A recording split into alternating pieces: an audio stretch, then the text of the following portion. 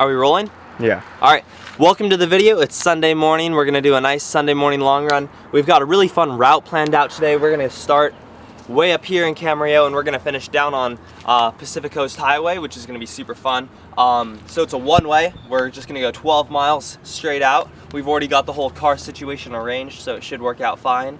So it's gonna be super fun. This video in particular is brought to you guys by Firefly, which is super cool. Firefly is right what I got on my legs right here. Just the electronic stimulation that runs from your heels to your hips to get everything moving and recovering perfectly. I'm using it before the run today just because like it's been a tough past couple days of training, so I want to make sure that like I'm as activated as possible for the run, especially when I've just woken up. I think that it just kind of helps accelerate that process. But alright, so you guys know the plan. You know we're going for a nice 12-mile run down there. It's me, Lex, then we got Braden over there rolling out, very studious, and it should be a lot of fun. It's not going to be too difficult of a run today, but we'll probably get it moving a little bit towards the end. We're going to cover it pretty well for you with the GoPro, and it's going to be awesome. Yeah, I guess the last thing before my run is just going to have some gel. I always like to have a gel before a long run. Do you think those clouds are higher than the wall? Or are we just small? Braids in your hair whip around me in the morning mist. The colors of the city gray with distance, and we melt and coalesce. Yeah, I'm not going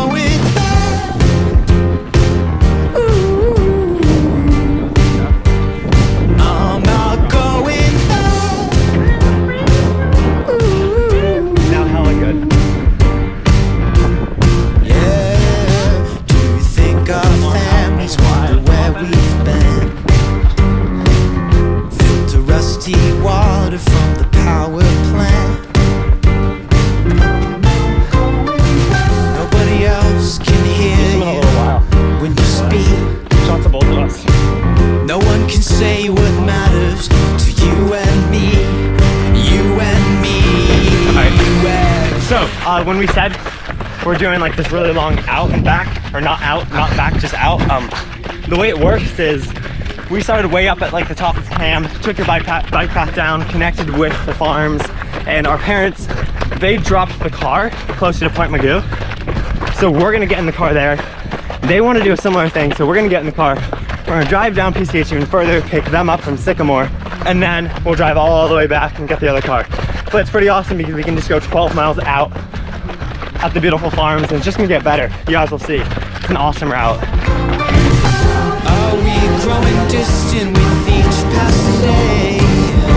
At night with carnivorous thoughts, do you also lie?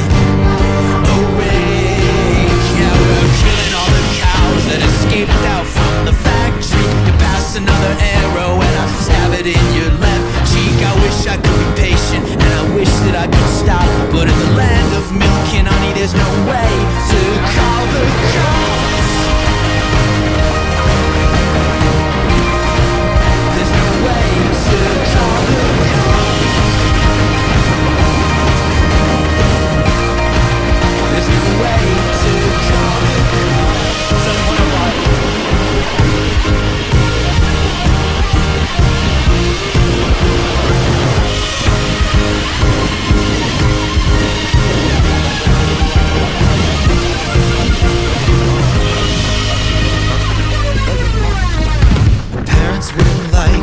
So we try to hide it, swinging from the treetops, rolling in the snowfall, blisters on our fingers, nervous for the splinters, fumble for the car keys, promise that you love me in every passing moment, stretching to forever, hungry like an iris, planted in the desert, accountable to no one, hit me like a shotgun, how can I be loving when I'm living off of nothing? Look at all the cows escaping from the factory, never really knowing that they'll always end up dead meat. I'm past the skin and knife and you're sinking in the money. I guess I'll bleed to death in the land of milk and honey.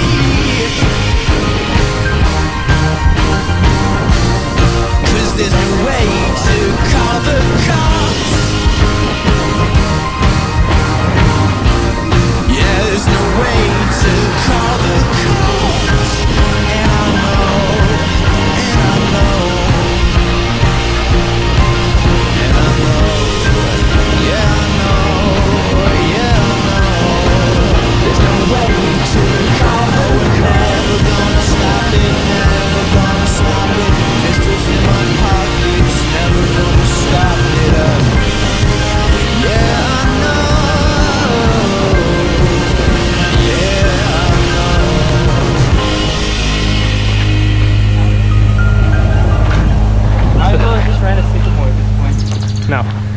so we made it back to the car safe and sound. The car was one more mile away than we thought, so we just did like an extra mile cool down, so it rounds out to be about 13 miles for today. Before we drive over to pick our parents up, because like we explained, they also did a little run, probably have a little recovery, just because that's like absolutely crucial after a long run. I'll be having for recovery, I guess, I'll be having just a bar and some Cherry Bunny immunity. This stuff is fantastic. Let's enjoy. Look at Lex. He's chugging it. Go little. They took us in and gave us names and tattoos on our arms and helped us trash the car. Done and alive under purple skies. I used to ask myself at night if what we did was right, if we're really in control, or just along for the ride. But now I don't mind, yeah. Now I don't mind. I really don't mind. All right, we finished the run a few hours ago. It was a lot of fun. It was exactly what we were looking for today. We did 12 miles, but then we finished a little too far from the car, so we ended up adding on about a mile, but it was a bit easier so I guess we ended up with 13, but really it was a 12-mile run with a little 1 mile cool down after, which was, I think it's really helpful. It actually made my legs feel a bit better after. But yeah, what did you think on the run, Lex? I loved it. I mean, you know, as far as runs go, it was, I'd put it at like a 9 out of 10 run. The only thing fun. that I would like, why it's not 10 was probably just because of the wind. As we got closer to the beach, you got that coastal breeze, which was nice because it was salty and cool, but it also was like really strong. I wouldn't say coastal breeze. As soon as we got on PCH, we were stopped dead in our tracks. It started as a coastal breeze, but then as we got even closer, it was more of like a hurricane. But the run itself was beautiful. I mean, being able to just go out the whole time is awesome. It takes a little bit of planning, but if you can make it work, it's awesome. And we had, I mean, beautiful soft surface trails, as you guys saw, through the farms, through the canal path. We had awesome company, me, Leo, and Braden, and it was just a nice temperature to run. So we couldn't really complain. Especially finishing up on PCH and then walking out towards Magoo Rock. That was really fun. I definitely enjoyed that. We got some really cool pictures. We'll probably, maybe all of a sudden you can't see me and you'll see the pictures, but yeah, that's definitely cool. A run for anyone who comes to visit California. Go visit Magoo Rock. PCH, that one stretch from Camarillo all the way to Malibu, Santa Monica area. That is probably one of the most beautiful sections of road in California. So it's like Big Sur, but more low key. It's awesome. God, that was so creepy. Synchronicity. No, that was so bad. Next, we wanted to talk to you guys a little bit about Firefly. I've actually got them on right now, not because they're sponsoring the video, but just because we think it's an awesome tool. And we just ran 12 miles. Yeah, we just ran 12 miles, so my legs are feeling a little bit tired, as expected, because we got it cooking a little bit towards the end. And Firefly's coming in clutch. It's really helping my legs recover, and we think that it's something that all of you guys could also benefit from. Essentially, it's a form of electronic stimulus that sends electricity from right along the tendon, I think, that runs from your heel all the way to your hip, which is pretty cool because it means that it's increasing blood flow by like 400% throughout your entire leg, which allows your muscles to recover. I mean, when you think about how muscles recover, it all starts with blood flow. So increasing blood flow allows your muscles to recover more. It's really actually scientific the way they have it set up and the way that it works, which makes it something super easy to place your confidence in because it's backed by numerous studies. Firefly is a tool, and we use it to enhance our training.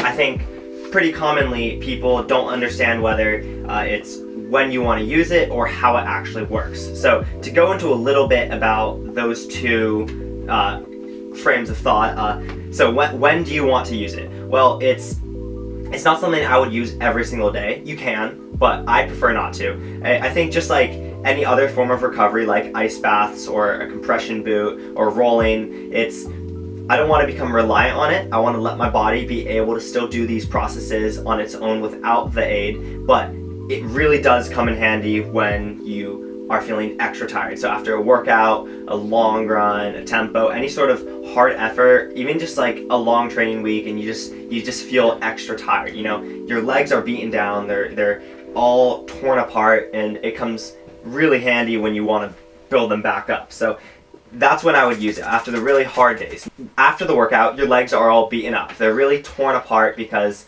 the workout did a lot to them, and you're not as fit as you were before when you started. It's that recovery process that when you build it back up that you actually gain the fitness. And how that happens is through blood flow. When the blood flows through your legs, it's doing those repairs, and it's making them stronger and better and more adapted to the circumstances. And Firefly comes right in there because it increases blood flow, and other recovery methods by 400%. Yeah, others do the same, but not by quite as much. That's why Firefly is so. It's such a standout. Yeah, because of that. That's why it's so useful, and why we really recommend it, and why we're preaching this to you guys as something we think you could benefit from. So back to that train of thought. It increases blood flow, and since it increases blood flow, it's also increasing your recovery, because that's how you recover. So it's a tool that we love. We use it I probably use it 2 or 3 times a week. I would say more in that like 3 or 4 range. Yeah. I think for me, we use it sometimes before also. Yeah. Like this morning I used it before my long run, just because like the past couple days, Friday we had a workout, Saturday we had a run, and then today we had a long run, so it was a bit of a quick turnaround. So I just wanted to make sure that my legs were feeling good going into the long run, so I just used the Fireflies for probably like 45 minutes as I got ready for the run. And I mean, it makes your legs just feel a little bit snappier as you get started, and just feel a little fresher. So absolutely. Especially if you're starting your run like an hour after you woke up. Sometimes it's really hard to get yourself in the mood and get yourself going early in the day. Yeah. It's great before a morning race. And even I think another point that people have been discovering they're really good for is for the traveling on the plane. Oh yeah. It's like, I think the best example was flying to New Balance in Boston. Me and Braden both had them on for the entirety of the flight, and I mean, I was really tired that morning, tired the night before in the workout that we did, and I was not expecting to feel great, but I mean, having the Fireflies on, there could be some confounding variables, but like, I'm fairly certain it was having the Fireflies on that entire flight that made me feel so snappy and just... Well, you went for a run right after. Yeah, I mean, I went for a run as soon as I landed, and I felt electric, and I felt very much just activated, and that's really it. It's just a tool that we love, and we think you guys could benefit from. But yeah, this Firefly's played a pretty big role in the channel. They've helped out. They've helped make really sick videos possible, and they help our training too. So it's definitely something that I can stand behind. So yeah, we'll make sure to link anything regarding Firefly in the description, so then you guys can take a look at it. But it's definitely a very cool product. Entering the next portion of this little coffee chat, you could say, we want to do a little bit of Q&A. I went through a lot of the YouTube comments, and I picked out some of the main questions, misconceptions that people often ask, and we have I think we have 5 here. So starting it off, a really, really common one is, what spikes do we wear for track? A lot of people just don't really know what spikes they should be wearing or what they like best, because let's be honest, there's so many options out there. I mean, every single brand has at least 4 or 5 offerings. So yeah, what do you like to wear? I have 3 spikes that I can stand behind and recommend, and that I really enjoy. Those are the Nike Victories, the Nike Dragonflies, and the On Cloud spikes. I pretty much use the 3 of those pretty often. Oh yeah, he's getting a pair right now. Ugh. Let's pull those down. Oh, what do you know? The 3 spikes that are right above my head on the shelf. That was not planned, by the way. Not planned. I just happened to keep them there. They also happen to be very good-looking spikes. So yeah, okay. This is the Victory. It's awesome. It's got the air pocket right there. It's a really great spike. I think it's better for middle distance. We've got the Dragonflies, which are a really great all-arounder, and they perform great. I mean, very reliable. And then we got the On spikes, which are a little more, what would you say? I guess you'd say coveted. They're hard to get your hands on, but they are phenomenal, and I think they're more comparable to the Victory in how they operate in distances and feel. So I think the thing that sets apart the On spikes the most is they feel really, really stiff and really, really bouncy. So they kind of feel like just like a stiffer Victory, which I really like about them. And honestly, they just feel so good. And but it's also subjective. I mean, some people don't like as stiff of a spike, some people don't like as stiff of a shoe. Yeah. It just depends on what you personally like, and I actually enjoy that a lot, but it can go both ways. Okay, so you got my favorite spikes. I went over the 3 of them and where I think they work really well. Let's take a do you have I any? agree. Okay, so we're all good on that front. Let me see what the next question was that we wrote down. What shoes are we currently training in? That's a good one. Yeah, well, we both kind of have different preferences for this, so I'll go first. Recently, I've been doing pretty much all my training in the Nike Streak Flies. Got a pair over there. It's basically just it's basically like a Vaporfly, a little trimmed down with less foam and then no plate. So it's an odd choice for trainer, but I've really been enjoying it. Yeah, I've really been enjoying it. So it's basically just. It's a really light training shoe that I think allows me to put the force down into the ground really efficiently and really productively. So I feel very connected to the ground and I feel very responsive and agile while wearing it, and it's been treating me very well these past couple months, so I've been sticking with them. All right, I got the main shoes I use off my shelf. I usually work with 3 shoes, although lately I've actually been trying out the Streak Fly. Streak Flies just because I want to see what Lex loves about them so much, so I've been using them for doubles. But yeah, my 2 favorite shoes for training are the Nike Fly 4 and the On Cloud Monster. These 2 shoes are just both fantastic. I've run in a lot of different shoes, but these are probably 2 that I have the fewest complaints for. The things that I really like about both these shoes that I think they share is they're both extremely reliable. By that I mean I know they work with me, they never give me any pain. Sometimes shoes, even if they're good, will sometimes make like my plantar hurt or something odd like that. These ones, they never give me pain, they feel great, and they've got a generally pretty stiff, good feeling, responsive run to them. Like they feel really good when I'm running. They feel responsive, and I just feel like they have a great range of what you can do in them. You can do a recovery run, or even, you can probably do like a tempo in them too. So they've got great range. The other 2 shoes that I guess are on the kind of second tier of what I like would be like the Pegasus, which I also really like, but sometimes I worry about them popping because they have an air pocket, and in California there's a lot of thorns. And then the other one is, like I said, the Streak Flies that I've just been using a bit. So I've got 4 shoes in the rotation, and I enjoy them all. Question number 3, and this is probably the most requested question. Also, just to be clear, these are all questions that like we got from the YouTube comments, because there's a lot of questions that you guys ask that I think like we see like on different videos, but I figured answer a few in one place and it should be pretty interesting. Yeah, so question number 3, highly requested question here. Why are we not racing in high school races this season, and why can't we? Because it's actually a technicality. Okay, so this is actually super simple. The first thing to say is we absolutely want to race in the high school races, right? But essentially this season we've been posed with a choice. Options. We've been posed with 2 options: either run solely high school races, meaning high school sanctioned races, or no high school sanctioned races. And I mean, the issue is that the biggest thing that we're missing is Arcadia, because that was a big race that we wanted to run. Aside from that, it would be maybe the California state meet and stuff like that. And every kid wants to run their state meet. However, in California, the state meet is very conflicting with all the other big meets of the time. So you end up spending about 6 weeks racing every single weekend just to get there, and that can become really draining. So ultimately we decided that wasn't gonna be the best course. So then it wasn't the worst case when we can't run Arcadia. That's basically the primary meet that we're giving up by choosing this route. And so then we're only racing meets that are non-high school. And do you want to explain where that doesn't mean that you can't have high school athletes in them. Oh yeah. It's not that there's no other competition in high school. There certainly is. It's just that we can't race in a high school sanctioned race. So anything like the Brooks PR, Nike Nationals, New Balance Indoor Nationals, those kind of races are not high school sanctioned. They're open. So it's a different sanctioning where it doesn't conflict with what we're doing. So those, you'll still see us at Nike Nationals at the end of the year. So don't worry about that. We're not trying to say that we can't race high schoolers. It's just that in the state of California, there's these legalities that are restricting us. And last year we were able to make it work, but there's been a rule that's been put in since then that makes it so we can't. So it's a bummer. It's too bad. It feels like I think it's important to clarify essentially what the rule says. The rule is very, very simple.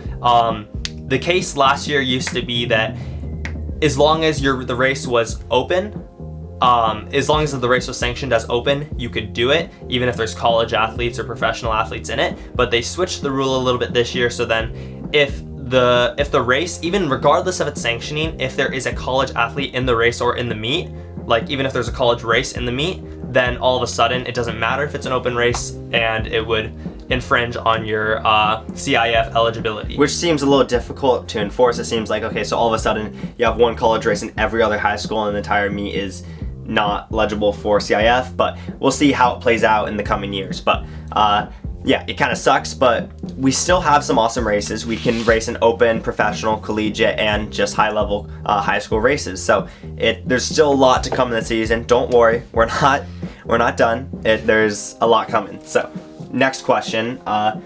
What a lot of you guys ask this, younger guys trying to figure out how they're going to progress in their seasons, is how should I build fitness in the off season?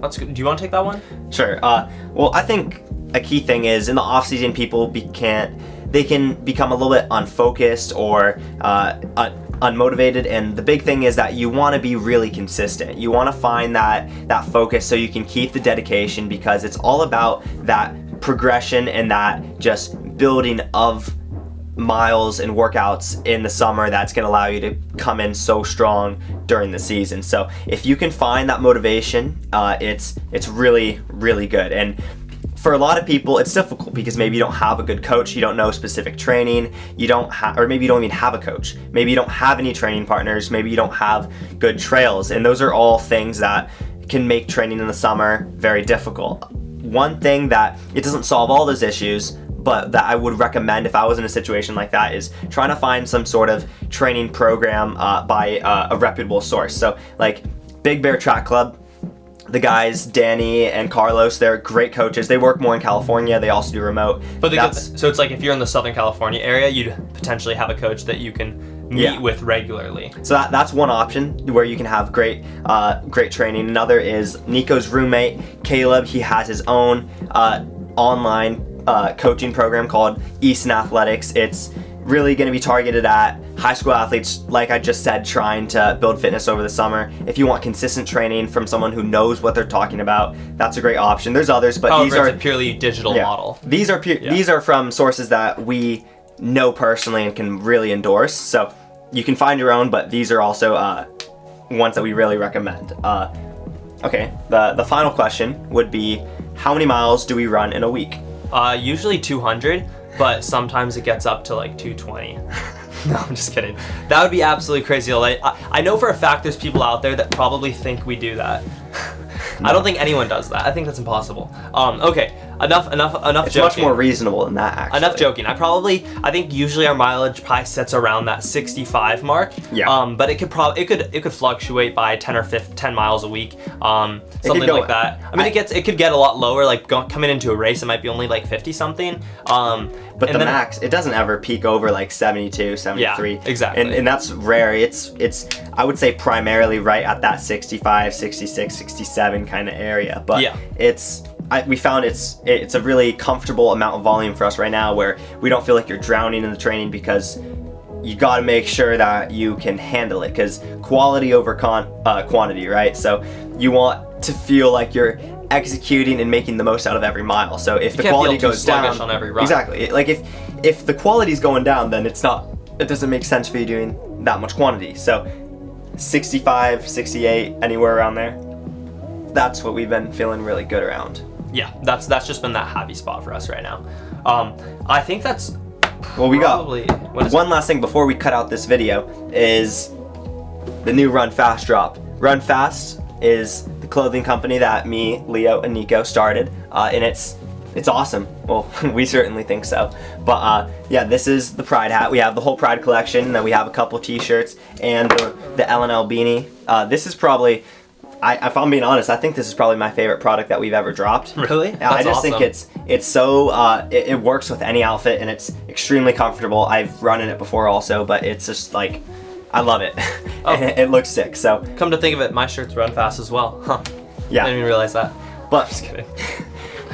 yeah, if you guys have a chance, check that out. If you want to support the Also- channel, this is probably the most, besides watching the video and giving it a like, this is probably the most direct way you can do that. But Also, we have the Pride hat. The Pride hat and the Pride shirt are like, they're 100% charitable. So if you buy the Pride hat or the Pride shirt, we basically deduct the cost for fulfillment, making it and shipping it to you, and then everything else, what would normally be profit, is entirely donated to whichever project. You say that in such a complex way. Basically, okay, you have revenue and profit. All the profit is being donated. The revenue we can't, because then we would just be losing money and the business would go under. So all profit is being donated to help out a charity that we really believe in. So if you buy this, it's basically a charitable donation and you get a free hat as compensation. So check it out. Sounds good. All right. I think this video has probably gotten pretty long, but I think it's been really comprehensive. We went for a fun run. We discussed the run. We discussed Firefly and all its benefits. And why don't you finish it off? Yeah, well, I know it's definitely a pain to edit because we probably have 30-40 minutes of footage for me to run through and pick out the best portions of. But yeah, we hope you guys enjoyed it. Like always, if you want to support it, give us a like, subscribe, comment what you guys think, and we will see you in the next one. Perfect.